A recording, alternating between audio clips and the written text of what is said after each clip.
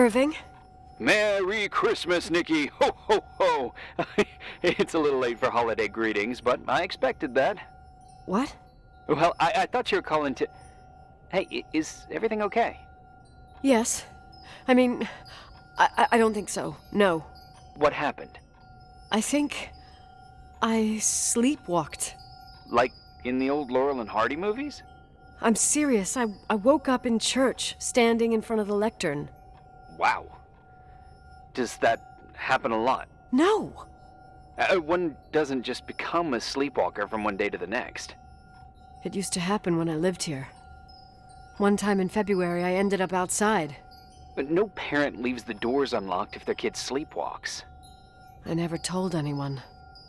Sleepwalking episodes are common in children. That's not the point. I forgot all about it. Then I come back here and it happens again. If I ended up in that church, maybe there's a reason. Sometimes following your instinct is the best thing. I don't want to go back there now. But I'll think about it. Oh, Irving? Yeah? Merry Christmas. Merry Christmas, Nikki.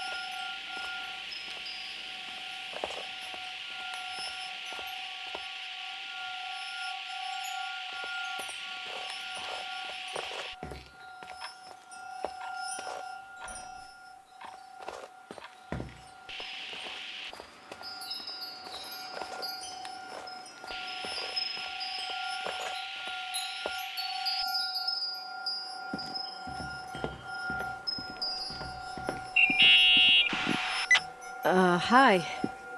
I was thinking, there really could be a repressed reason as to why you ended up there.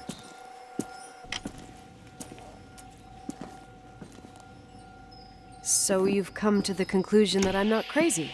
Never thought that. Well, at least not in this case. Oh, fuck off. Hey, language, Sister Nicole. All right. So, if I think about the church, I think about my mother. She often helped Reverend Foster. She decorated for holidays, did fundraising, and put up booths to involve the whole community in parish activities, that kind of stuff. I know what you mean.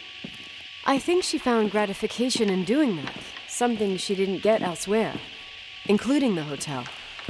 When we moved to Portland, she quit. Fundraising? God. I gather you didn't exactly have a high opinion of your mother when you were a kid. Well, she was really busy with the hotel. I was always running after Leonard. He was much more fun than she was, no doubt about it. He was a philosopher capable of calculating the motion of celestial bodies while taking apart and refitting a motorcycle in less than half an hour. What about her? In the same half hour, she could have audited a business balance sheet. There you go. Ah, a businesswoman. No.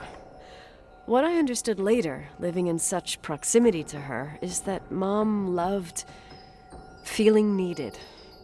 A religious community like ours makes you feel needed, without a doubt. I suppose.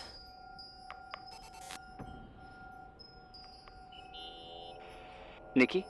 When there was a party, my mother always got out the usual streamers and decorations and stuff. She raced in and out of the church, but I never discovered where she kept all those things. Never asked? Oh, 1,000,000 times. She didn't want to answer. She said they were in a safe place. A real mystery. What kind of decorations could they have possibly been? Nothing explosive. It's just that I had the bad habit of sneaking all over the place and forgetting what time it was. There was that huge lady, the assistant cook, Mrs. Bryce. She used to get so mad. A judicious girl. They promised to reveal the secret storeroom when I got older, but I must have forgotten.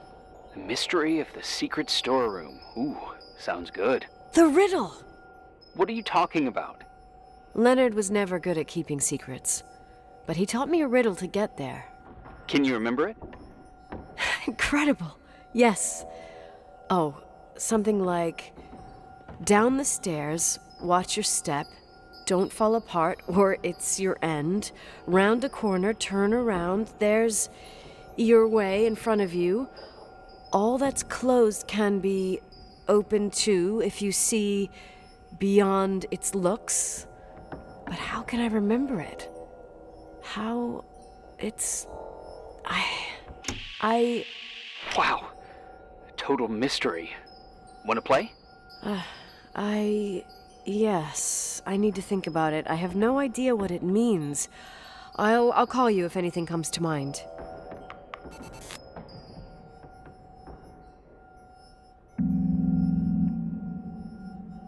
You want to play the organ in a church in the middle of the night. Really? Hey, what are you doing there? Dunno. I think you stayed on the line. Didn't notice. I'm a Phantom of the Opera fan. It's been years since anyone played it. My mother's heart would break to see it like this. She adored it. You should take it with you. To play it. In Portland. I couldn't play even if I wanted to. I never learned. I don't think playing the organ is a crucial thing these days. Yeah, right. Tell that to my mom. Essential part of a woman's education, I must admit. Oh, poor Mom.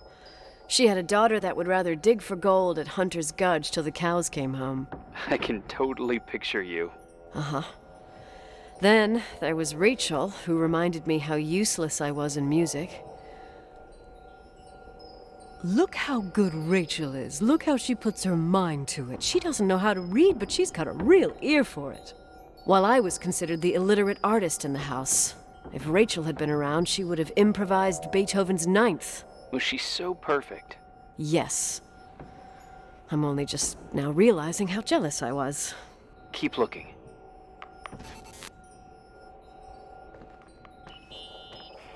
What'd you find? The paintings of the saints. I was convinced Leonard had gotten rid of them. Why? He liked saying that it was more likely to find God in a supernova than in a church. I don't see what he had in common with the Reverend Solomon Foster. They mostly talked for long stretches, in between chess moves up in the attic. United by pawns and bishops, but divided by the saints. Divided by everything else, I'd say.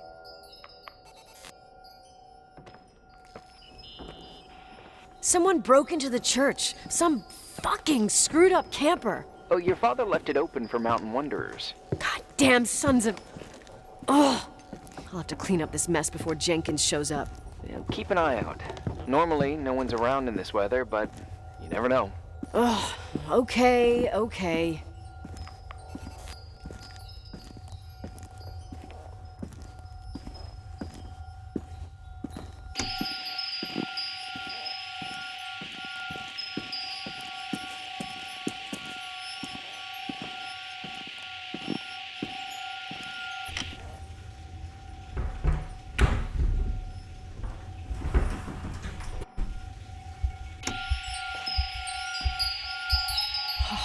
Shit.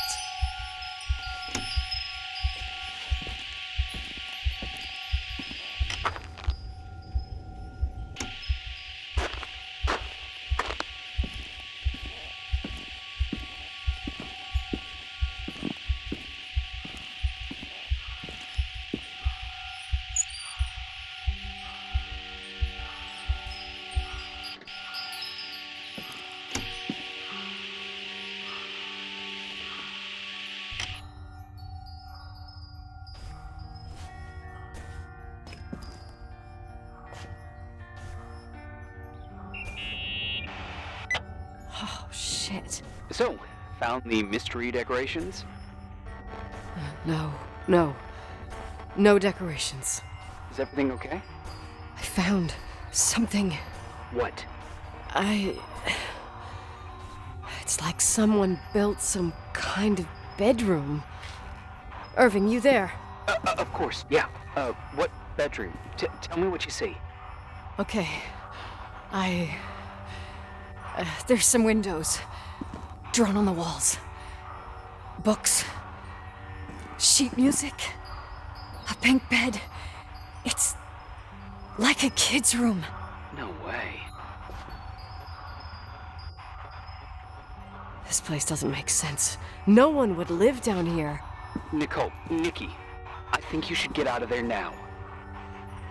Wait. There's got to be an explanation. Okay, that's it. Now I'm calling the head office in Billings. I'm telling them it's a code red emergency, so they'll have to... Jesus Christ, Irving. What? This is all Rachel's stuff. Understand? It's her room, a replica. You don't know that. You can't know what her room looked like. Everything here reminds me of her. Let me look around. I'm sure I'll find an explanation. My other hand's on the red phone. Keep it there, but don't make the call. I need to figure out what's going on here.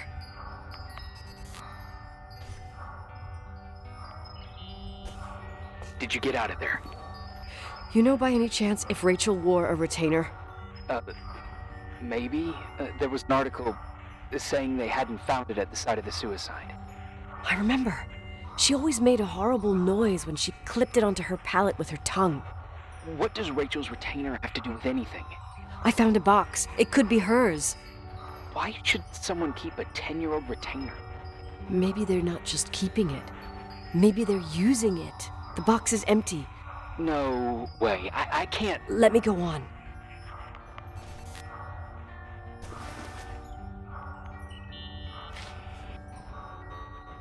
Hey, can you hear me? Yes. We have to call someone. You have to get out of there right now. No. I found a key. It's from my old music box. The one in Leonard's room. I'm having a hard time following. If everything in here is Rachel's, then why is my music box's key here? I don't know and I don't want to know. Tell you what I think? Someone could have been in your room. It doesn't matter. How can you be so calm? If someone was in there, he's not here now.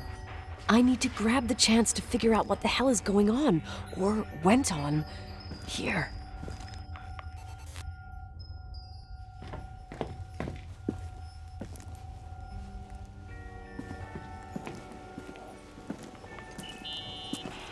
Yes. Nicole, listen. I already know what you're gonna say, but please trust me. Get out of there. No way. You do realize you found the replica of the dead girl's bedroom. This is sick. This is The more things get freaky, bizarre, and painful, the more I need to figure out why all of this. We'll figure it out. With the sheriff. Once you're out of there, into a safe hotel room in town. Please, just... Listen, a bunch of strange things happened since I got here. Think about it. Phone calls on a dead line, old lipsticks that don't go bad. Leonard's notes where he says he saw a girl that's supposedly been dead for 10 years, and now this! All good reasons to get out of there. We both agree that saving your skin is top priority, right? I've looked over every inch of this place, and there's no one. If it's true, you realize what that means. What? What are you trying to tell me? Your father... He spent years in there. In total solitude. With the weight of his family and Rachel on his conscience. He wasn't the kind of guy to just let the past slide with a shrug. You know that too. You're joking, right? You think he did this? Think about it. That room could be an act of love. Distorted, even morbid, but in his eyes... How dare you? My father might have had a lot of weaknesses, but surely what you're saying... Leave out that he cheated on my mom. Leave out that he fell in love with a 16-year-old, but fucking hell, don't you dare even think that! He would never have built a fucking underground shrine for a dead person. Your father had changed in the end. You didn't spend time with him, but I met him, and I'm telling you. No! I don't give a shit about what you have to say. I just want you to know that... If you don't want to help discover the truth, don't call me.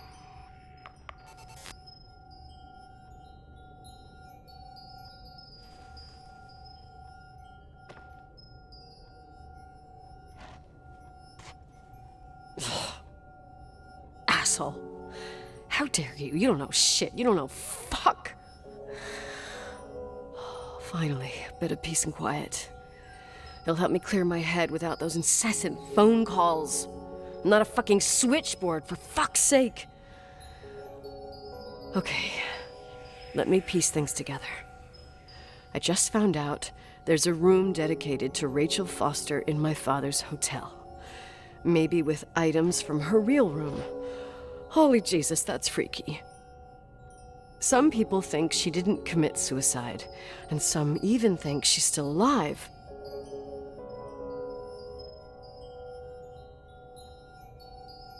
Maybe if I think through my steps, I can work something out. First thing, the phone call. They said Rachel isn't dead. Then the lipstick from 10 years ago turns up, still good. And then my father's various notes where he says he still sees her. If that were true, it might explain the sighting by her friend here in the Timberline. And now I find her retainer box, but no retainer. That room might not be a reconstruction. If Rachel didn't kill herself, Rachel could have lived here. But if she's still alive, why doesn't she tell her parents? Unless they're all in cahoots. No suicide, no Timberline money. No, I'm just being paranoid. And then there'd be no reason for her to live in a fucking underground replica of her room. My key in the middle of Rachel's stuff. Is it a message? Where do I fit in? Are you trying to tell me something, Dad? My music box with the hockey player. I don't think I have the guts to hear that tune again. But I must.